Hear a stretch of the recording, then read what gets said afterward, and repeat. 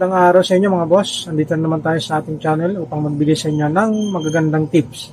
Pero bago po natin pag-usapan yung ating video patungkol po sa pagkuha ng ating bagong renyong lisensya mga boss, yan po ang ibibigay kong tips sa inyo kung paano po tayo kumuha at mag-renew ng ating mga lisensya mga boss.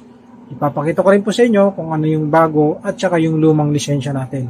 Pero syempre kung bago kayo sa aking channel, huwag niyo pong kalilimutan mag-like, share, comment, pindutin ang aking subscribe button. Pakipindot na rin po yung aking notification bell para lagi kayong updated sa lahat ng video ina-upload natin mga boss. Tara, pag-usapan natin kung may lisensya na kayo. Sa video pong ito mga boss, nais kong ipakita sa inyo kung paano kumuha ng bagong lisensya mga boss. Ayan. Ito po yung ating driver's license. Meron po akong bago at saka meron po akong luma. No? Sa video pong ito, bibigay ko sa inyo kung ano yung step by step kapag ka magre-renew po kayo ng lisensya mga boss. Kaya't samahan nyo ako at para malaman nyo kung paano ang tama at magkano ang babayaran sa ating pagkuha ng bagong renyong lisensya mga boss. Tara, samahan nyo. At isa pa nga po pala mga boss, no? Yung ginawa kong pagkuha ay yun po yung tinatawag na walk-in. Meron na po kasi ngayong online renewal ng lisensya. Kasi hindi na kayo pumupunta sa mismong LTO base po sa guidelines na binigay ng LTO Chief Vigor Mendoza. Siya po yung nagpanukala para po magkaroon ng online renewal o anumang transaction sa ating mga lisensya nang hindi na po kayo pumupunta sa LTO. Pero sa akin, dahil nandito lang din naman po ako sa Metro Manila at malalapit lang din naman po yung ating mga pwedeng puntahan, nag-walk-in po ako para kita po natin at yung renewal ng actual na ginagawa ng isang individual mga boss. No? Gusto ko pong ipakita sa inyo rito kung paano po yung individual nang wala kayong kinukuhang picture. Ito po yung actual at kung paano ako nag-renew ng aking lisensya. Pero hindi ko na po ipapakita yung kabuuan ng mismong lakad ko kasi may mga bagay na hindi po natin pwedeng kunan, lalong-lalo na po ngayon may mga batas tayo patungkol po doon sa pagkuha ng mga bidyong ilalabas natin. So ang ginawa na lang po natin, ini-elaborate na lang natin sa inyo at pinapakita kung paano tayo kumukuha ng ating driver's license dito sa Pilipinas mga boss. Ngayon mga boss, papakita ko sa inyo itong dalawang lisensya ko. Ito pong nasa kanan ko, ito po yung luma. At ito naman pong nasa kaliwa ko, ito naman po yung ating bagong lisensya o yung ating bagong renew. Tingnan nyo po yung pagkakaiba ng ating bago at saka dun sa luma. No? Gaya po ng sinabi ko, yung nasa kanan ko po, yan po yung aking old license. At saka ito naman pong nasa kaliwa ko, yan po yung ating bagong lisensya ngayong 2025. Ngayon, dito po sa ating lumang lisensya mga boss, makikita nyo rito, yung ay nandito yung ating nakalagay na non-professional driver's license mga boss. No? Doon po kasi sa bago ay wala na po yung ating nakalagay na non-professional o kaya professional, wala na po yan. Doon po sa bagong lisensya natin. Ang nakalagay na lang po doon ay driver's license. Yan. Ito po makikita nyo, tinakong ko po kasi yan para for security, ano? Ayan. Nandiyan pa rin po yung, andito po yung ating nationality, yung ating kasarihan, at yung ating birthday, ayan. Tapos, height, at saka yung ating timbang, mga boss. Ayan.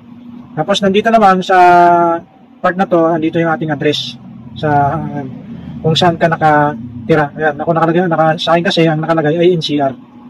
Tapos, nandito naman yung ating driver's license number. Tapos, yung ating expiration date.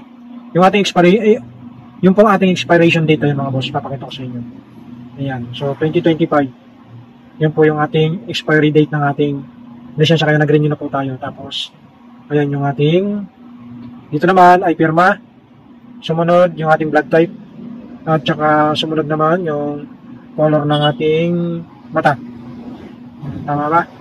Nakikita nyo ba mga boss? Ayan. Tapos yung ating dating LTO chip. Ayan po.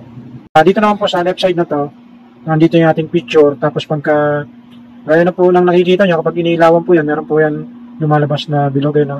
Nagre-reflect. Ito po yung ating lumang lisensya mga boss. Ayan, ganito po yung itsura nyan.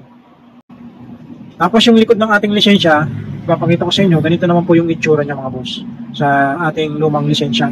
At nandyan din po, pinapakita kung ano yung mga nakasulat dyan sa ating lumang lisensya na nasa likod. Yan po yung backside ng ating lisensya mga boss.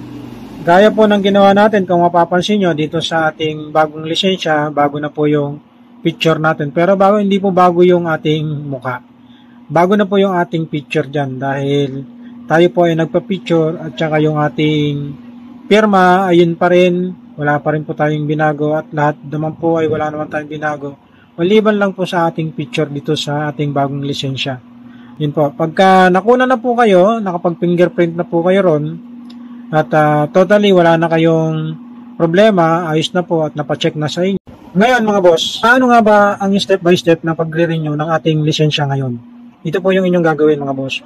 Bago po kayo pumunta sa mga LTO satellite office, una nyo pong gagawin pagdating nyo po sa mga satellite office ng LTO renewal, ay pupunta po kayo sa medical. Magpapamedical po muna kayo, yung pong step 1. Pagkatapos nyo po sa medical, pupunta na po kayo kay LTO upang ipacheck yung inyong medical at saka yung inyong lisensya. Pangatlo, igagawa kayo ni LTO ng inyong application patungkol po doon sa LTMS portal o yung tinatawag na LTO portal mga boss, no? Yung LTMS. Doon po kayo mag-exam, yung po yung pangatlo natin na gagawin. Hanggang sa maipasa nyo po yung inyong exam. Ang required na requirements para po makapasa kayo ay 80%. Yun po, at pwede nyo na pong ipaprint yun. Pagkatapos, kung kayo po ay renewal lang, ay pwede na kayong kuna ng panibagong picture na kagaya ng ginawa natin mga boss. No? Yun po, pagka nakuna na po kayo, nakapag-fingerprint na po kayo ron, at totally wala na kayong problema, ayos na po at napacheck na sa inyo, yun po ay babayaran nyo na nagkakahalaga ng 660 pesos mga boss. Una nga po pala, yung step 1 natin, ay babayaran nyo yun ng 600 pesos. Bali po ang magagastos nyo sa pagre-renew ng inyong mga lisensya ay 660 pesos sa lisensya at 600 pesos naman po sa medical. So ang total po niyan, papatak ng 1,260 pesos yung inyong gagastos. So, ayan po yung aking naging transaction nung ako ay mag-renew ng aking bagong driver's license mga boss. Sana nakatulong po ang video ito para sa mga gustong kumuha at gustong mag-renew. Paalala nga po pala mga boss, kapag pupunta kayo, meron po sa mga SM mall na mga satellite office ng LTO. Pero sa kanila, ang ginagawa po ay renewal at saka student permit lang po ang kinukuha, ang ginagawa nila. Kung kayo ay may mga special transaction, pagdating po sa mga lisensya ninyo, may pababago kayo, pupunta po kayo sa main ng LTO sa East Avenue. Doon po talaga nila pinapahintulutan na baguhin yung inyong laman, ng inyong lisensya mga boss. Ayan po. Sana nakatulong at doon sa mga bagong gustong kumuha ng lisensya, ganyan po, o gustong mag-renew ng lisensya, ay ganito po yung gagawin nyo. Ayan po yung ating ginawang pagkuha ng ating driver's license renewal.